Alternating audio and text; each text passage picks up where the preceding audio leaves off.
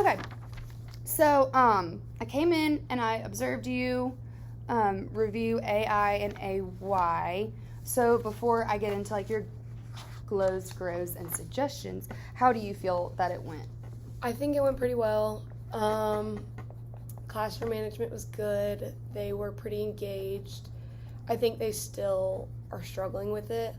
My kids still think that they need to sound out for Yeah.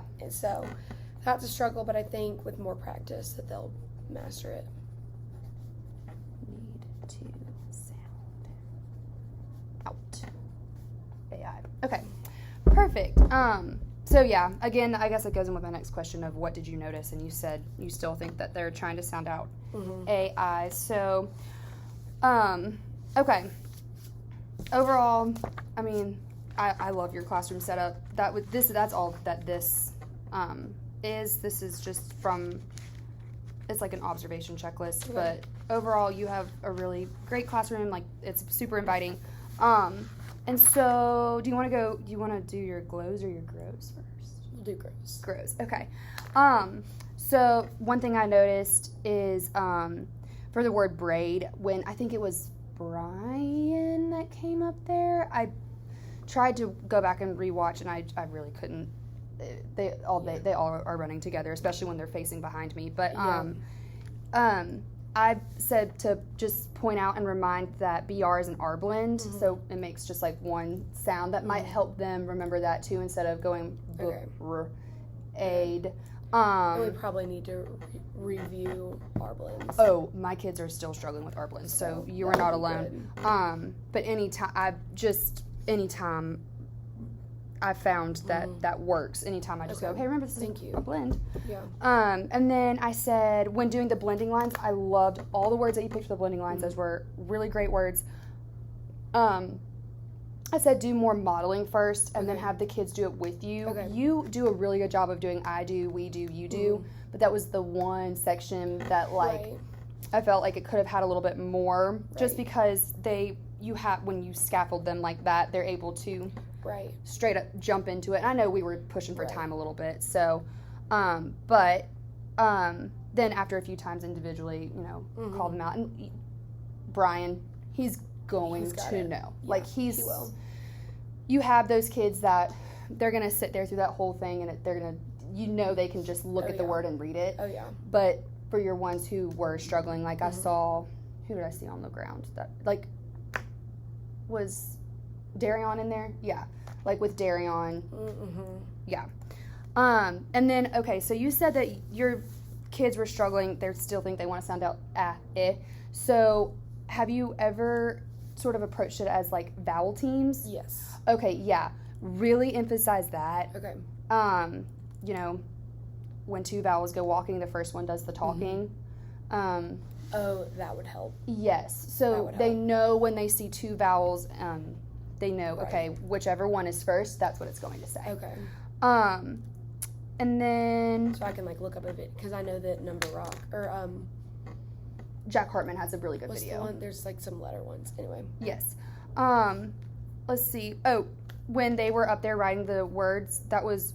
okay, well, this is a glow, but I'm going to tie it in, because I don't want to, like, focus on the negative first, because they whispered that word to you, and I know I suggested that last time, and you did that, and I could tell, like, it went so much more. It was a lot faster, It was a lot faster, yes. And you were also able to help them more. But then also just make sure, or I say make sure, but just a suggestion is just make them give you the sounds first. Okay. Instead of you, like, make them do the work. Okay. So instead of you giving them the sounds. And I know. Give them the sounds? Yeah. It's okay. I do that all the time, too. I didn't even know that I did that until I filmed myself teaching, and I went back and watched, and I was like, wait.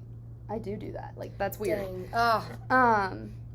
Also, another way to help them with AI and AY is discuss when you use it. So, like, AI is generally in the middle, and then AY is at the end, and, you can do some words where you hear the A and the, Oh, yeah, that would help a lot. Yes. So just those are just, like, my suggestions, but overall, it went really well. So glows. My favorite part. Lights on. I love the lights to monitor when students can talk in the voice levels. That's clear, and it's a visual representation. I think about your kids who do not process things, and that's a perfect way to support them, and it's visual. They know what the expectation is. It's next to the voice level. Loved that. That also helps keeping them engaged and keeping them on track. So that ties in with what one of your goals was, which was engagement. I love, again, the I can chant. I love that every time that you set up the lesson and end the lesson with that. Sets clear goals. I loved when you said turn on your halos. I've never heard that one, and that was so cute. Shine your halos, yes. That's what Miss Hunter did. So cute. I loved that. And I didn't hear it until she did it. Because everyone does kiss your brain, or pat yourself on the back, or good job, or you're so smart, But I liked that one. And I think that also, that exposes them to a new word. It does. Our children sort of lack that background knowledge. So, and then again, I said when they whisper their writing to you, or whisper what the word that they were going to write, and then finish with I can statement. Overall, it was also, it flowed really well. The pace of it was really good. You did a really good job. Really, it honestly was kind of hard for me to find a ton of suggestions because you really did such a good job. And I think with time, it's developmental what's going on right now. They have not been in school like they are this year. And with COVID, so I think just keep doing what you're doing. And I thought that they did the kids were so engaged. And again, that's like the biggest goal. I feel like I'm talking too much. But no, you're not. Here's your notes that I took, and I wrote your little note at the top if you want to read it whenever. So yeah, that's all. Thank you. Do you have any questions or anything like you might need from me, or? I'm trying to think. Well, this is like what we're teaching now. Is that okay? Yeah. Compound words. Oh yeah. Like they're doing pretty well. Like when I said, they know how to like clap it together. Like if I say ice, you say cream. They can do that really well. Or if I say, what's this word? Let's break it down. Yeah. But like if I were to put just the word ice cream on the board, they would be like, like Ooh, yeah. So I don't know the best way to teach that. So, I think for your kids that can read, you're just going to have to model. Okay.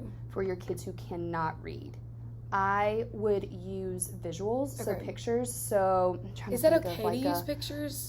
Yes, for your students who, for everyone to introduce it. They did wonderful when we did, because I started with the pictures. Yeah. And I did butter, like a stick of butter, fly. Yes, and then fly. Yeah. Okay. Yes. So that was a good thing. Or like foot and then ball. I was trying to think of a word. Okay. Yeah. They were like feet soccer. Yeah. I know.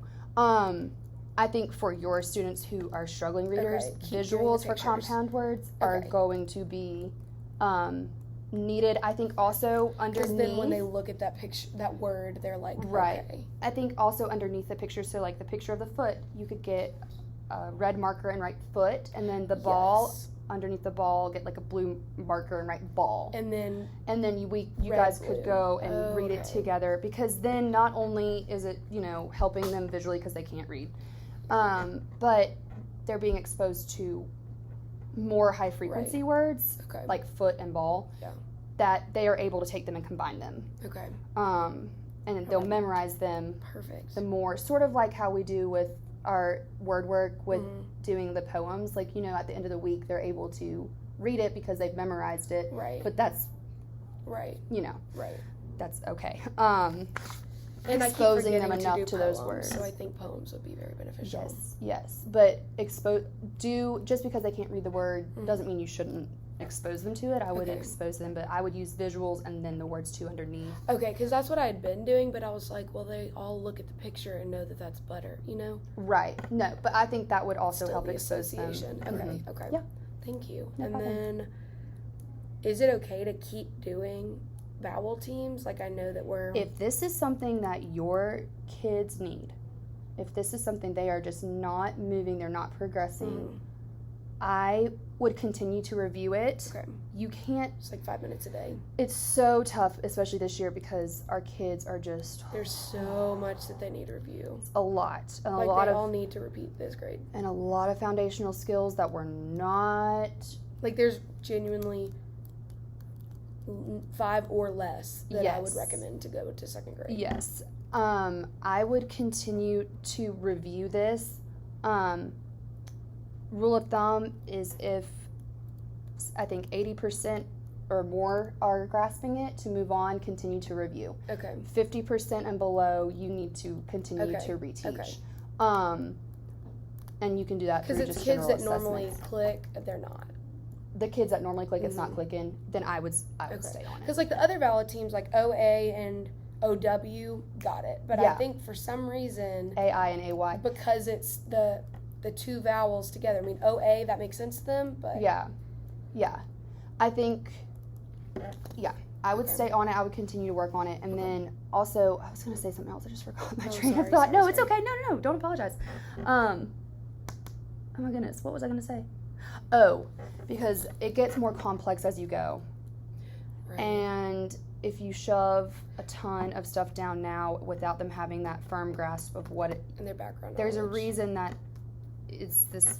We progress like this because they need that to build on other things. And that's what's so hard is I'm like, they need to know these certain things to go to 2nd grade, but they missed basically kindergarten and pre-K. Oh, another suggestion I have, and that's we're doing the best we can do with that. You're doing all you can do. That we cannot. We can control what happens in here. We can't control what goes on out there. Right. We can't go home with them. Trust me, I would beat myself up about that too, like really bad. And I had it with time. You'll get a piece about it, but you can only control what goes on in here. And so when you have them, no, you're okay. Are you good? Yes. That was a stupid cold. No, I know. Sorry. When you have them from 7:45 until 3:15, you just have to worry about what you're doing in here. And I was going to say, what was I going to say? Oh, a suggestion too, since you said they're having a hard time, I think the more you show them words with AI and AY in them, the more exposed they are. Yeah. You could get, so have you seen, have you seen the Mr. Clean magic erasers? Mm-hmm. Okay, you could get like a sponge or a magic eraser, get a note card, put a word on the note card, like rain. Are you okay? Oh my goodness. Yes, no, I'm really okay. Like rain or pay or just whatever. You can switch the words out, but when they walk out the room, they can punch it and they can say the word. Oh. Or you could just hold up a word, and in order for them to, it's like an exit ticket almost. Yes. I call it's an exit ticket, but it's not an exit ticket. I used to have it like if you had to ask a question, you have to read a word. Mm-hmm. Yes. Sorry. Yes. No, you're okay. Then that'll, they'll see words. They won't even realize that they're, like, whole group, they know they're learning. But, like, they won't even know that they're learning when you just hold it up, So, yeah. Awesome. Okay. Thank you. Okay, awesome. I'm going to go and stop this.